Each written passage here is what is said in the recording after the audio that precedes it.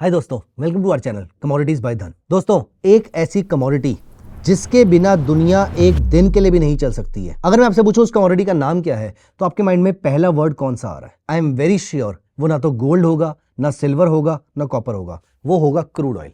दुनिया में man made चीजों में कुछ भी अगर हिलना भी है तो उसके लिए क्रूड ऑयल चाहिए होगा। सिर्फ अगर आप नेचुरल जिंदगी जी रहे हैं, आप जंगलों में रह रहे हैं, तो वहां पर आपको क्रूड ऑयल नहीं चाहिए। अदरवाइज आज की जनरेशन में जहां पर हम रह रहे हैं वहां पर आपका एक एक मिनट भी, यस आई मीन इट, आपका एक एक मिनट भी क्रूड ऑयल के बिना मुश्किल है जीना। आप जो लैपटॉप यूज कर रहे हैं, जो मोबाइल फोन यूज कर रहे हैं, उस पे जो सिग्नल आ रहे हैं, उस पे जो टावर्स खड़े हुए हैं, जो अपने कपड़े पहने हुए हैं, जिस बेड या सोफे पे आप बैठे हुए हैं, जो इलेक्ट्रिसिटी फ्लो कर रही है, इन सब में या तो क्रूड ऑयल का लाइव इस्तेमाल हो रहा है और या फिर इनकी प्रोडक्शन में, इनकी मेकिंग में कभी ना कभी हुआ होगा। लेकिन दोस्तों, अब क्वेश्चन ये आता है कि क्रूड ऑयल के प्राइसेस जो आप नोटिस करेंगे 2022 में जब रशिया ने यूक्रेन पे अटैक किया था, वहां पर क्रूड के प्राइसेस ऑलमोस्ट 10,000 रुपीस पर बैरल चल रहे थे एमसीएक्स पे। वो आज गिर के ऑलमोस्ट आधे रह गए हैं, 5,300 के आसपास के उसके प्राइसेस चल रहे हैं। क्वेश्चन ये है, is crude oil under valued right now, या ये इसकी फेयर वैल्यूएशन है? सिर्फ 10,000 की वजह से हमारा एंकर थॉट ऐसा है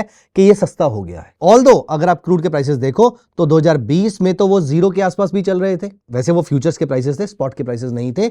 लेकिन आप नोटिस कीजिए, कोविड से जस्ट पहले भी अगर आप देखेंगे तो अप्रोक्सीमेटली 4,500-5,000 रुपए पर बैरल के आसपास प्राइसेस चल रहे थे। इससे पहले कि आप ये सोचें कि इस हिसाब से तो क्रूड ऑयल महंगा है इस समय भी, दोस्तों मैं आपको यह बता दूं, उस समय डॉलर का रेट 60 चल रहा था। आज डॉलर का रेट ऑलमोस्ट 90 के आसपास पहुंच चुका है। तो यहां पर उस पॉइंट ऑफ व्यू से अगर देखा जाए तो 50% इंक्रीज तो वैसे ही हो जाना चाहिए था उनके अंदर। तो अगर कोई चीज कोविड से पहले 4,000 रुपए की चल रही थी तो 6,000 का प्राइस तो उसका वैसे ही बन जाता है, सिर्फ डॉलर की वजह से या फिर सिर्फ रुपये के डेप्रिसिएशन की वजह से। तो उस पॉइंट ऑफ व्यू से क्या आपको लगता है क्रूड ऑयल महंगा या सस्ता है? दोस्तों, मैं इस वीडियो में आपके साथ अपना व्यू तो शेयर नहीं करूंगा, मैं रिकमेंडेशन नहीं दूंगा, मैं इन्वेस्टमेंट एडवाइस नहीं दूंगा, लेकिन मैं उसके सारे फैक्टर्स को आपके सामने जरूर रखूंगा। और I am very very confident कि वो नंबर्स मिलने के बाद आप कॉन्फिडेंट होगे कि आप सोच पाओगे कि क्रूड ऑयल इस समय अंडरवैल्यूड है या नहीं है।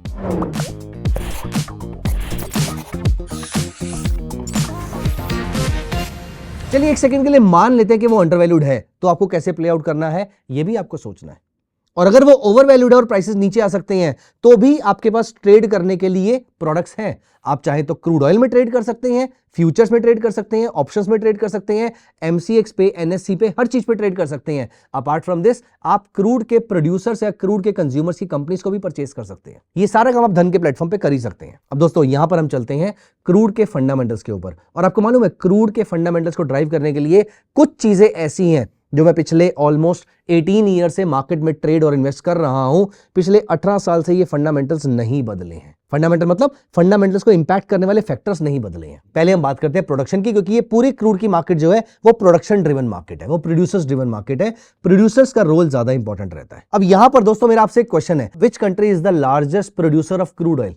अगर मैं आपसे सिर्फ इतना सिंपल सा क्वेश्चन पूछूं, बिना गूगल पे सर्च किए अगर आपको आंसर लिखना है, चांसेस आर हाई कि आपका आंसर होगा सऊदी अरेबिया। लेकिन let me tell you one thing, Saudi Arabia is not the largest producer of crude oil. US is the largest producer of crude oil. पूरी दुनिया भर में approximately 100 million barrel per day की production और consumption होती है। इसमें थोड़ा बहुत डेविएशन जो है वो हम बाद में डिटेल में डिस्कस करने वाले हैं, डिमांड साइड पे भी और सप्लाई साइड पे भी। लेकिन मोटा मोटा पकड़ के चलें तो 100 मिलियन बैरल पर डे की प्रोडक्शन और कंजम्पशन होती है। उसमें से 17 से 20 मिलियन बैरल के आसपास की प्रोडक्शन अकेला यूएस करता है, 11 से 13 मिलियन बैरल के आसपास सऊदी करता है। लेकिन सऊदी इसलिए ज्यादा बड़ा प्लेयर बन जाता है क्योंकि सऊदी कार्टेल में काम करता है। As in there are approximately 13 nations जो मिल के कार्टेल बनाते हैं, जिसको हम ओपेक बोलते हैं। Cartel is a word that is used for negative connotation. आप एक ग्रुप भी बोल सकते हैं जिसको हम ओपेक बोलते हैं, organisation of petroleum exporting countries. तो सबसे बड़ा प्लेयर हो गया ओपेक, जो approximately 35 million barrels per day, मतलब दुनिया भर में जितनी कंजम्पशन होती है उसका 1/3 या उससे ज्यादा अकेला प्रोड्यूस करता है। उसमें सऊदी हो गया, ईरान हो गया, इराक हो गया, बहुत सारे नेशंस हो गए। और हां, इसमें सिर्फ मिडिल ईस्ट के नेशंस नहीं है, इसमें साउथ अमेरिका के भी नेशंस है, इसमें अफ्रीका के भी नेशंस है, अंगोला है। तो बहुत सारे ऐसे नेशंस हैं जो यहां पर मिलकर ओपेक नेशंस बनाते हैं। प्लस फिर साथ में एक ओपेक प्लस भी आया था 2014 के बाद से। जहां पर रशिया है, मेक्सिको है, जो ओपेक का पार्ट नहीं है लेकिन ओपेक को इन्फ्लुएंस करते हैं इनडायरेक्टली, क्योंकि Russia is also one of the largest producers of crude oil, one of the largest, not the largest. Mexico is also one of the largest producers, और बहुत ही हाई क्वालिटी का oil Mexico produce करता है। दोस्तों, हम इस video में crude oil के ऊपर इतना डिस्कशन है कि मैं यहां पर 2 घंटे बात कर सकता हूं, लेकिन वो हम फिर कभी करेंगे। आज की डेट में हम सिर्फ यहां पर बात करेंगे डिमांड और सप्लाई के बारे में, सो दैट हम इस बात को जान पाए कि क्रूड अंडर वैल्यूड है या ओवर वैल्यूड है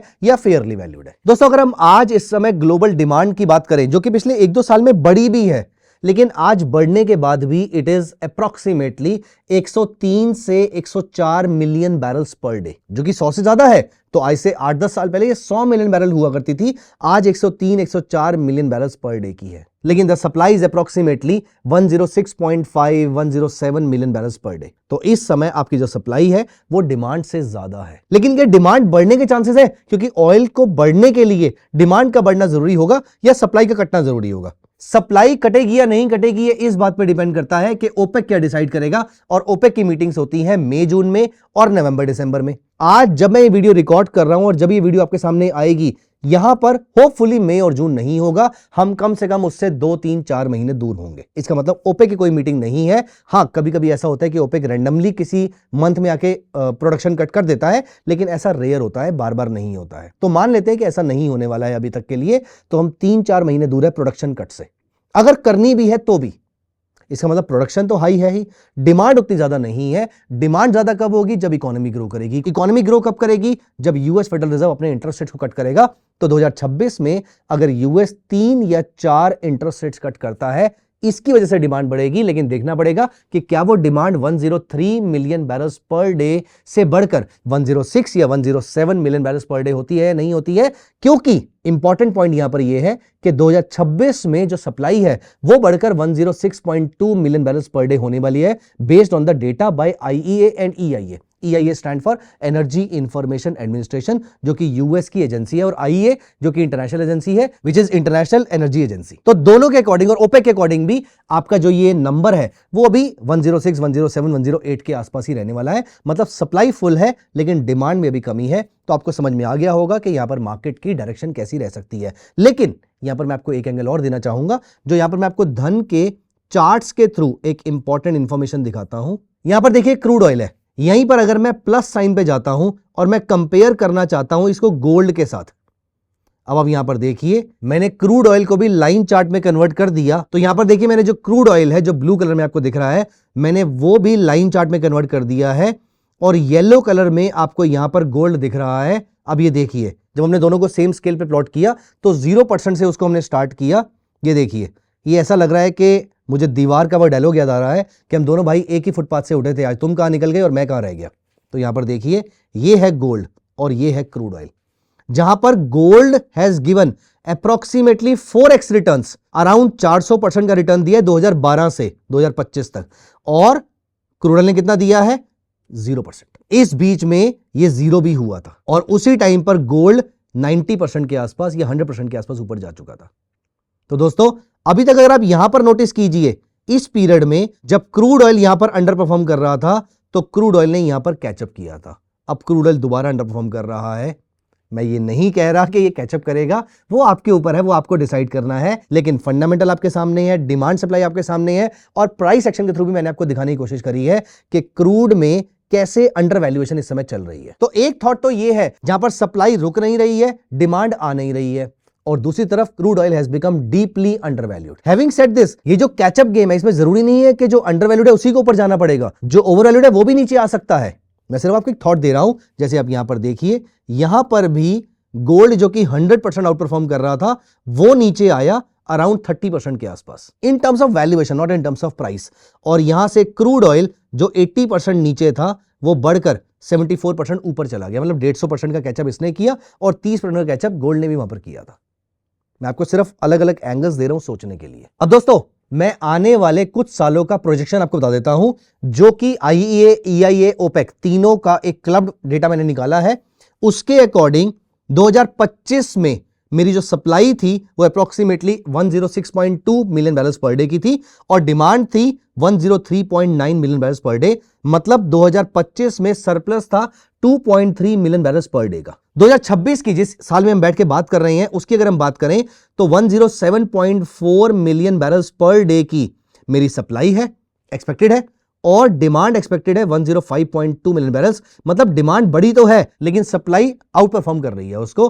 तो इस साल भी 2.2 मिलियन बैरल्स पर डे का सरप्लस एक्सपेक्टेड है। और यहां पर अगर हम 2027 की बात करें तो जो सप्लाई एक्सपेक्टेड है वो है 108 से 109 मिलियन बैरल्स पर डे की और डिमांड जो है वो 106 से 107 है। मतलब अब इसका बैलेंस जो वो कम होना शुरू हो जाएगा 2027 के आसपास और 2030 के आसपास आते आते ये मार्केट और टाइट हो जाएगी क्योंकि 110 मिलियन बैरल्स पर डे के आसपास की सप्लाई रहने के चांसेस हैं और अप्रोक्सीमेटली इतना ही आपके डिमांड के रहने के चांसेस हैं।